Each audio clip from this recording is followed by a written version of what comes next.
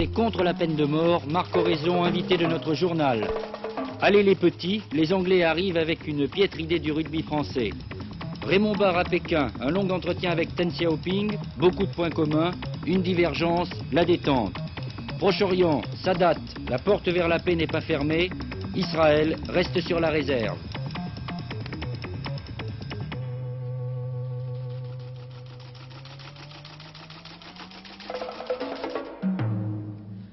Mesdames, Messieurs, bonsoir. Pour changer, je vous propose d'ouvrir ce journal par une page de rugby. Et oui, c'est demain que recommence ce gigantesque cirque qui ne nous lasse jamais, le tournoi des 5 nations. Avec un premier choc très attendu, France-Angleterre au Parc des Princes. Tout va bien pour le 15 tricolore, ils se sont entraînés hier encore, vous le voyez, sous une épaisse couche de neige. Une neige qui a complètement disparu aujourd'hui de la pelouse du parc et qui ne gênera donc pas le match. Les deux gaillards que nous avons sélectionnés sur ces images, et je vais m'effacer pour que vous les voyez, eh bien ce sont bien sûr les nouveaux, Viviès avec sa moustache et Galion, la moustache vous la voyez que de loin maintenant, deux bleus qui remplacent les chouchous du public, Romeu et Fouroux. À noter aussi le retour de Gourdon. Tout irait bien s'il n'y avait pas ces critiques de l'opinion britannique qui cette année encore s'en prend et de la manière la plus violente au 15 de France, qualifié de brutal. Alors comme nous sommes sport à Antenne 2, fair play si vous le voulez, nous sommes allés enquêter grâce à Claude Guénière et Michel Le Garec sur ce curieux ressentiment d'une bonne partie des Anglais à l'égard des joueurs français. Et vous allez voir comment ça commence dans le brouillard.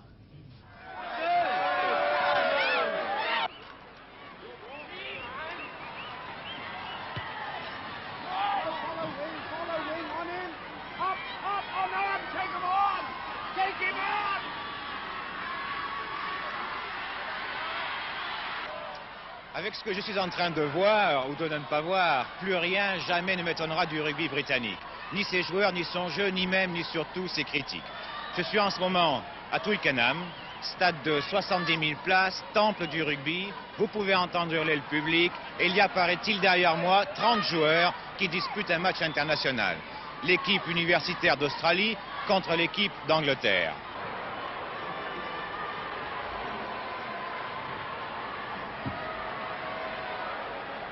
Les Australiens ont déjà marqué 2 essais, vous avez eu la chance d'en voir un, mais comme le public, lui, n'a rien vu, il continue à hurler sa joie et l'honneur est sauf. Décidément, l'Angleterre est bien la perfide Albion. Il était facile, évidemment, de profiter de cette situation, mais devant les critiques dont est accablée par la presse britannique l'équipe de France, nous en avons profité. Tous les coups sont bons.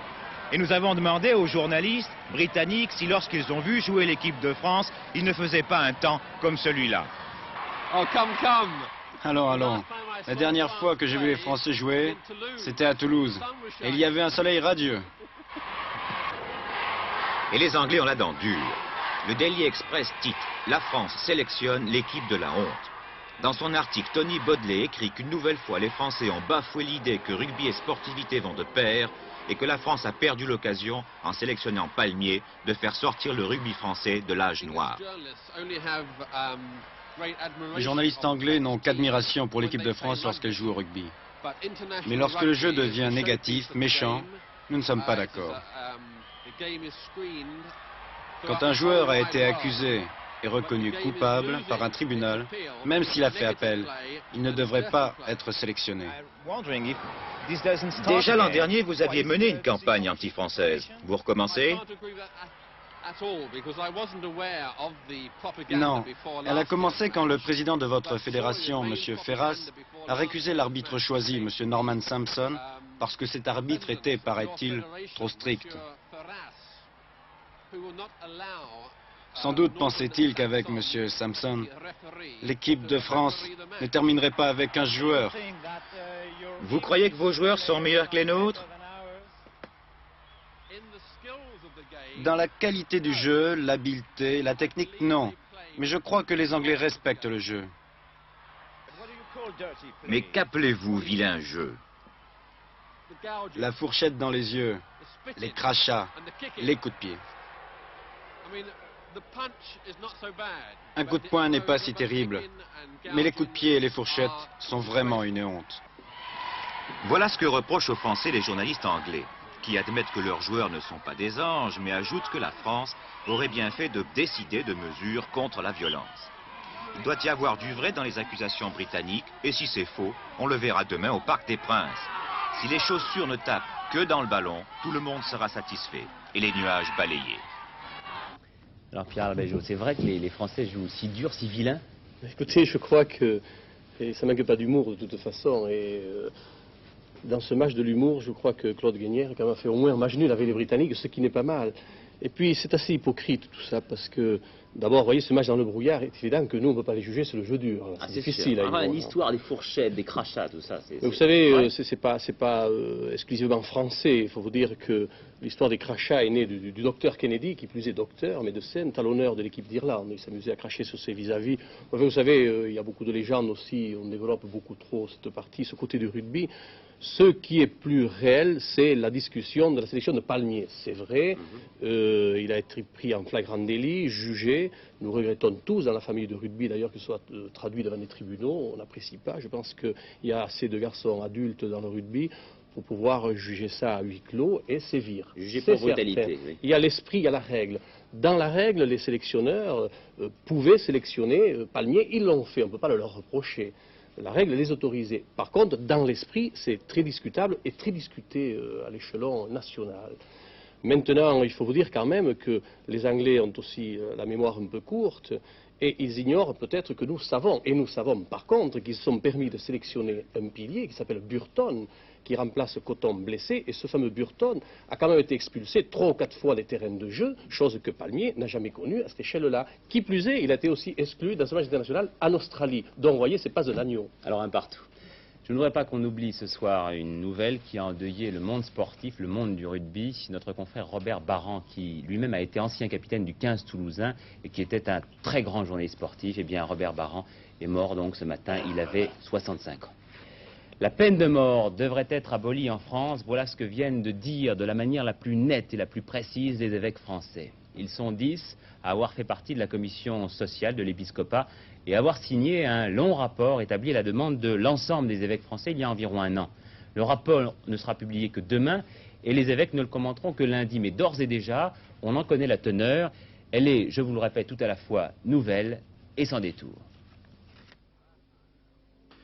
L'un des plus importants documents à opposer aux partisans de la peine capitale, ce rapport peut schématiquement se décomposer en 6 chapitres. Tout d'abord, une constatation. En Europe occidentale, la France, l'Irlande et l'Espagne sont les seuls États à avoir conservé la peine de mort. Des voix de plus en plus nombreuses s'y font entendre pour en réclamer l'abolition. La société, pour rompre l'engrenage de la violence, ne gagnerait-elle pas, la société, à employer d'autres moyens que celui qui consiste en un meurtre prémédité, car il ne s'agit pas en la circonstance, dit ce rapport, de légitime défense. Celle-ci ne peut justifier le meurtre de l'agresseur que dans le cas d'urgence et lorsqu'il n'y a réellement pas moyen de l'empêcher de tuer. Par la peine de mort, l'État donne légalement l'exemple de la violence suprême. La protection, le but poursuivi, ne légitimise ni ne justifie le moyen préconisé, c'est-à-dire l'exécution d'un coupable. La vengeance, ce n'est pas protéger la vie des hommes que de décider d'en tuer quelques-uns. En exécutant un coupable, la société se décharge d'une grave responsabilité, celle de réaliser un régime pénitentiaire qui permette à un criminel de redevenir un homme. Enfin, on ne tue pas les malades dangereux, on les soigne. S'il s'agit d'une infirmité de nature, la responsabilité des criminels en est diminuée d'autant. Ils ne méritent donc pas la mort. En conséquence, et c'est la conclusion de ce rapport de l'épiscopat, la peine de mort devrait être abolie en France. Alors Marc Oraison, finalement, c'est la position de toute l'Église, hein? Toute l'Église. Je pense qu'un document de l'épiscopat de France, réfléchi longuement comme il l'a été, représente la pensée de l'Église en France. Alors on a envie de se demander pourquoi cette Église, qui depuis la Bible dit toujours « tu ne tueras point », a mis tant de temps à se décréter la peine de mort. C'est une énorme question, parce qu'effectivement, dans l'Évangile, il y a « tu ne tueras point », même bien avant, mais dans l'Évangile, il y a en particulier cette phrase du Christ « tu ne jugeras point ».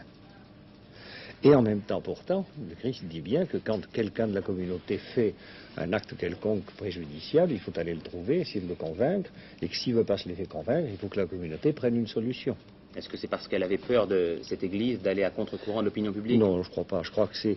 Enfin, j'en sais rien, là, c'est une opinion personnelle, je ne suis pas historien suffisamment pour vous le dire, mais il y a eu des quantités de contamination dès que l'Église a été plus ou moins mélangée au pouvoir temporel, après Constantin, quoi. Et il ne faut pas oublier, ce serait une hypocrisie de notre part, d'oublier que c'est l'Église, comme institution, qui a organisé l'Inquisition, et la peine de mort, ça y allait fort. Et ce soir, Marc Oraison, vous avez le sentiment d'avoir gagné, vous qui êtes contre cette peine de mort depuis si longtemps? C'est pas dans ces termes-là que je m'exprimerai. Je dirais que ce document me paraît exprimer une reprise de conscience profonde, qui n'est probablement pas universelle, il y a certainement des gens qui seront un peu heurtés, mais une reprise de conscience profonde de la vérité évangélique essentielle. C'est-à-dire que des hommes ne peuvent pas condamner quelqu'un comme s'ils étaient Dieu. Condamner quelqu'un à mort à titre de punition, c'est une ânerie d'abord, je pense, au point de vue même simplement intellectuel, et monstrueux au point de vue évangélique, en tant que punition. Maintenant, reste la question, qui reste ouverte, avec un criminel dangereux, dont, et là je parle en tant que médecin, si vous voulez, en tant que, disons, psychiatre, si on veut, enfin, dont on ne peut absolument pas espérer qu'il puisse évoluer vers une insertion sociale normale. Je pense par exemple au tueur de Sucy-en-Brie. Qu'est-ce qu'on va faire avec? Et la question reste ouverte parce qu'effectivement, pas le tuer, d'accord, mais l'empêcher de circuler définitivement parce qu'il est dangereux pour les autres, est-ce que c'est très humanitaire? Comment va-t-on s'y prendre? Ce sont des cas très rares. Il est évident, et ce que le document souligne, à mon avis, de façon essentielle, c'est qu'il faudrait que tout le système pénitentiaire soit repensé à la base, en tant qu'aide, en tant que compréhension, en tant que thérapeutique, si vous voulez, mais il y a, et il y aura probablement toujours, quelques éléments qui ne seront pas évoluables. Alors qu'est-ce qu'on va faire? Je laisse la question ouverte. Mais il ne s'agit surtout pas de peine de mort. Peut-être encore un nouveau rapport donc pour les évêques. Pendant que son Premier ministre était en Chine, Valéry Giscard d'Estaing a adressé aujourd'hui un message à Léonid Brejnev. Un message qui fait suite à des lettres de M. Brejnev au président français, mais on n'en connaît pas la teneur ce soir. Deuxième journée donc de la visite de Raymond Barre en Chine. Les hôtes du Premier ministre ont bien fait les choses pour ne pas le prendre à froid après un long voyage en avion. Ils avaient alterné dans le programme d'aujourd'hui conversation politique et visite, disons plutôt touristique sur les hauts lieux du Pékin historique. Et je vous demande tout de suite pardon pour la qualité de la transmission son de Pékin. Une guerre est inévitable, disent les Chinois. Il faut donc s'y préparer et nous nous y préparons. Il faut aussi bloquer l'influence des Soviétiques partout où elle se manifeste dans le monde. Enfin, il faut exploiter les faiblesses des Soviétiques et non pas tenter de les aider. Voilà en gros le leitmotiv des Chinois. Voilà pour la politique. Un petit intermède, la visite touristique de M. Raymond Barre, ici au Palais impérial et au Temple du Ciel. Construits au XVe siècle sous le régime féodal des empereurs Ming et Qing, ce sont les plus beaux et les plus grands ensembles architecturaux de la Chine ancienne conservés jusqu'à nos jours. Auparavant, M. Barre s'était recueilli devant la dépouille du président Mao Tse-tung, embaumé dans son mausolée.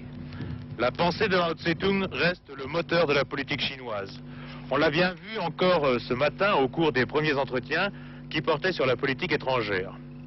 Le vice-premier ministre Deng Xiaoping, ici, rappelle une nouvelle fois que l'URSS reste le danger prioritaire, car la nature sociale impérialiste des soviétiques ne peut changer, dit-il. Cependant, nous n'avons pas peur des soviétiques, car l'agresseur a rarement raison. On l'a vu, dit-il, au Vietnam ou au Cambodge avec les Français et les Américains. Ce qui compte, c'est qu'une guerre soit juste ou injuste. Évidemment, je ne suis pas partisan d'un rapprochement avec les soviétiques, ajoute-t-il dans un sourire. Les relations avec la France sont bonnes. À la question « Et si la gauche gagnait les élections ?», il répond « Cela dépendra de l'attitude de la gauche. Nos deux peuples maintiendront leur lien d'amitié si la gauche continue une politique amicale et favorable à la Chine. » Puis les deux premiers ministres ont fait un vaste tour d'horizon des principaux problèmes mondiaux, l'Afrique, Asie, le Sud-Est, détente, désarmement, avec un souci commun de leur indépendance nationale et une volonté partagée de travailler pour la paix, malgré les différences dictées par la situation de chacun, vis-à-vis de l'URSS par exemple. M. Raymond Barre a terminé la soirée à l'Opéra de Pékin où l'on présentait « Rebelles malgré eux », un opéra révolutionnaire dans la tradition chinoise.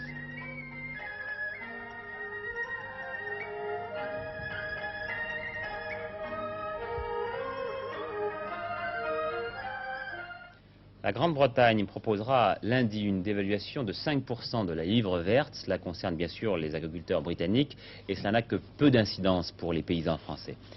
C'est officiel, le président portugais Eanes a accepté la formule de gouvernement proposée par Mário Soares, c'est-à-dire une alliance entre les socialistes et le centre démocratique et social, autrement dit, si vous le voulez, le centre droit.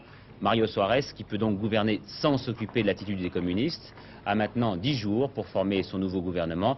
Le précédent avait été renversé il y a 1 mois et demi.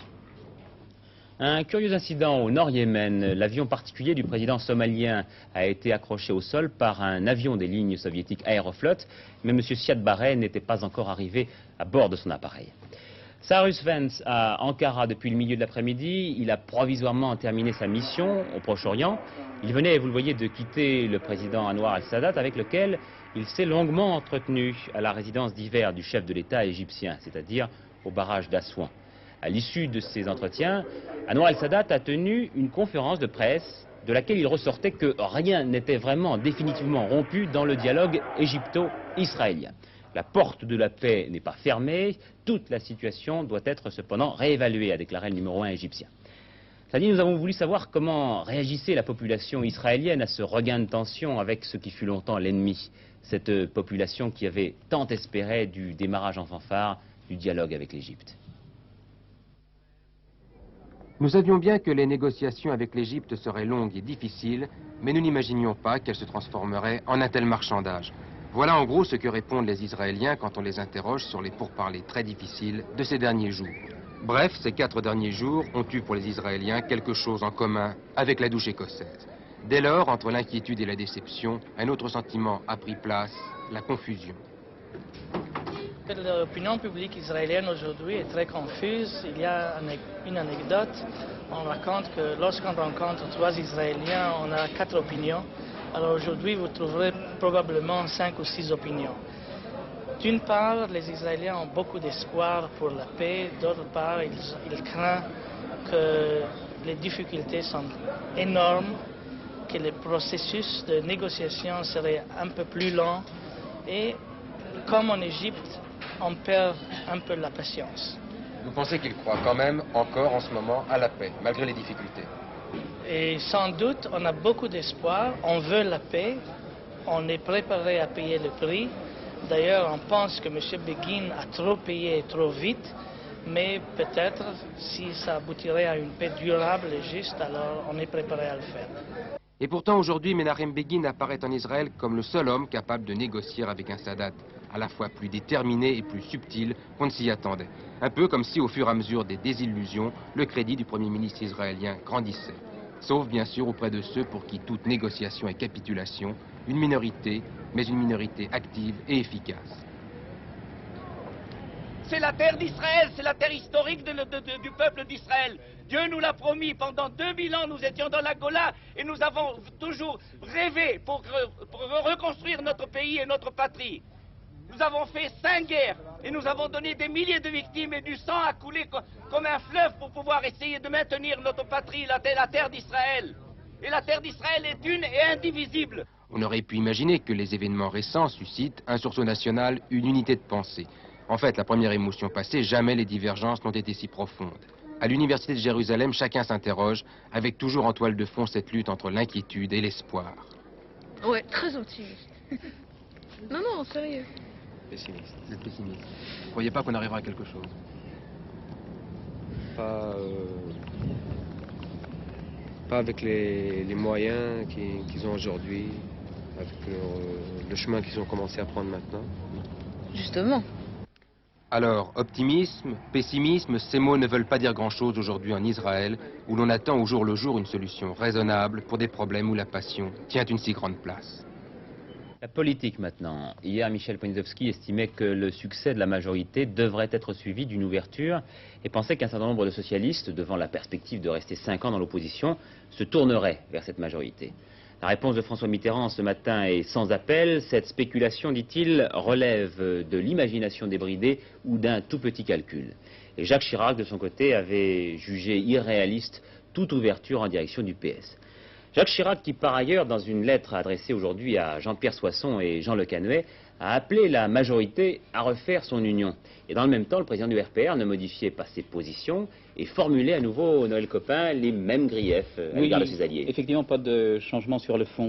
Monsieur Chirac exprime en particulier 3 griefs. D'abord, il accuse ses partenaires de la majorité d'avoir constitué un front anti-RPR et surtout de l'avoir constitué avec le Parti radical qui n'avait pas participé aux négociations de la majorité.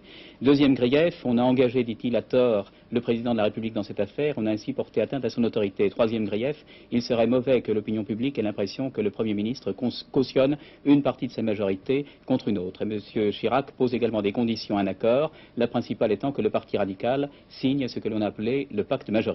Alors on peut peut-être voir avec les réponses de ses partenaires si l'atmosphère est un petit peu détendue quand même. Oui, alors les réponses sont diverses. Commençons tout de suite par ce que j'appellerais la non-réponse du Parti radical. Le Parti radical a fait savoir qu'il n'était pas convenable ni décent de répondre à une lettre qu'il n'avait pas reçue. Et puis il y a l'accusé de réception de M. Le Canuet. Le président du CDS, lui, se contente de rappeler la proposition qu'il avait déjà formulée il y a quelques jours d'une réunion de l'ensemble de la majorité autour du Premier ministre. Et il y a alors la vraie réponse du Parti républicain qui, lui, se réjouit de voir que ces appels à l'union ont été entendus par M. Chirac. Mais dans ce texte qui est signé de M. Doufiac, il y a quand même une allusion à l'attitude de Jacques Chirac. Ce texte souligne en effet la nécessité d'une collaboration de toutes les formations de la majorité sans arrière-pensée pour soutenir le président de la République. Alors ce soir, après cette journée, après cet échange où chacun reste sur ses positions tout en souhaitant l'union, on a un peu l'impression, en ironisant, qu'on a assisté à un dialogue de sourds qui font semblant de bien s'entendre. Mais si vous voulez, pour être plus sérieux, je crois qu'on peut faire rapidement 3 remarques. La première, c'est que le ton a quand même changé. La deuxième remarque, c'est que chacun veut éviter de passer pour celui qui porte atteinte à l'Union. La lettre de Jacques Chirac, son attitude le montre, il vaut mieux se présenter comme l'agressé que d'être pris comme l'agresseur. Et troisième chose, M. Chirac pourra prendre dimanche le pouls de ses troupes, il réunit ses cadres et ses candidats, il pourra voir ce qu'il pense à la fois de la querelle de ces jours-ci et de l'éventuelle réconciliation. À noter encore que Lionel Stoléru a aujourd'hui adhéré au Parti républicain et que Christian Belac, le ministre du Travail, a qualifié François Mitterrand et le Parti socialiste de joueurs de flûte et de jeteurs de poudre aux yeux. Christian Belac, qui sera demain l'invité de notre émission Samedi et demi, le socialiste Lionel Jospin viendra lui apporter la contradiction. L'économie maintenant, les investissements américains retrouvent le chemin de la France. La revue économique Business Week nous apprend que l'an dernier, ces investissements ont augmenté de 20%. Mais il est aussi capital que les industriels français investissent à l'étranger. C'est ce qu'a dit l'industriel François Michelin hier à l'occasion d'une réunion du Conseil économique et social d'Auvergne. François Michelin qui venait d'être pris à partie par les ouvriers de son usine qui lui reprochaient précisément de trop investir à l'étranger. Écoutons-le. Les profits dont vous parlez, ce sont des profits qui sont rentrés en France et qui n'en sont pas ressortis de toutes nos exportations de produits à l'extérieur, d'une part, et d'implantation d'usines. Je pense qu'il faut que vous compreniez que l'exportation indéfinie, ce n'est pas possible. Figurez-vous qu'en Afrique, qu'aux États-Unis, que partout où nous exportons, il y a aussi des usines de pneumatiques qui existent, qui ne sont pas les nôtres, et qu'il y a aussi des chômeurs. Alors il faut tenir un certain équilibre entre le travail dans la France et le travail dans les autres pays. Et je peux vous dire aussi que l'investissement américain, par exemple, a été fait en faisant des emprunts absolument phénoménaux par rapport au faible capital que nous avions importé là-bas. Ce sont les emprunts qu'il faudra rendre. Et je dois vous dire que si nous n'avions pas investi aux États-Unis, c'est une expérience que nous avons vécue tous les jours, eh bien, notre exportation de France vers les États-Unis aurait diminué dans des proportions considérables et nous aurions été amenés effectivement à mettre des gens au chômage. Le drame de cette maison, c'est qu'en 73-74, alors qu'il y avait la crise et qu'il y avait 1000 ou 2000 personnes en termes économiques dont il aurait fallu se séparer, nous les avons gardées en prenant sur nos bénéfices. Alors évidemment, maintenant tout le monde se dit la maison Michelin est insubmersible. Ben, je peux vous dire que ce n'est pas vrai. Oui, il faut dire que M. Michelin ne prend que très rarement la parole en public et n'accorde que très peu d'interviews. Nouvelle poussée de fièvre pour l'or à Paris aujourd'hui. Le lingot de métal précieux a monté de 700 francs par rapport à son prix hier. Et le Napoléon de 30 francs en une semaine, il vaut aujourd'hui 290 francs. Il n'y avait pas que du rugby dans l'actualité sportive, il y a aussi du football avec le tirage au sort des quarts de finale des coupes européennes. Alors voici d'abord la coupe qui nous intéresse au premier chef. puisqu'il s'agit de la France. La France est encore représentée. Bastia y rencontrera, vous le voyez, l'équipe d'Iéna, des Allemands de l'Est. Match aller, c'est embêtant à Bastia, le 1er mars. Match retour, le 15 à Iéna. Plus rapidement maintenant, la Coupe des clubs champions. C'est la coupe la plus prestigieuse, avec, vous le voyez, disons des rencontres assez équilibrées. Et puis, la Coupe des vainqueurs de coupe, que je vous laisse découvrir. Là aussi, on peut considérer que les rencontres sont assez équilibrées. Voilà un coup d'œil sur la météo maintenant avant de refermer ce journal. Et tout d'abord une bonne nouvelle, le temps s'est nettement amélioré sur la Lozère et sur le plateau ardéchois. Quant à la capitale, le blanc manteau a fondu. Il aura quand même fallu 3400 ouvriers pour dégager près de 600 000 mètres cubes de neige. Les prévisions de la météo pour demain, eh bien sur la moitié nord du pays, d'ouest en est, un temps couvert et pluvieux. On notera un radoucissement sensible sur ces régions. Quelques averses de neige et de pluie sur les Alpes et sur la Corse. Sur le reste du pays, froid et brume avec gelée et verglas. Des vents forts sur les côtes de la Manche et de l'Atlantique. Avant de nous quitter tout à fait, j'en profite pour saluer un nouvel hebdomadaire qui s'appelle Famille chrétienne, qui est un hebdomadaire catholique. Et comme vous avez cru le voir derrière moi, à 22h45, avant le Ciné-Club, c'est Gérard Rolls qui vous présentera le dernier journal. Merci de votre attention, je vous souhaite une excellente soirée ainsi qu'une excellente fin de semaine. Je vous retrouverai avec plaisir. Au revoir.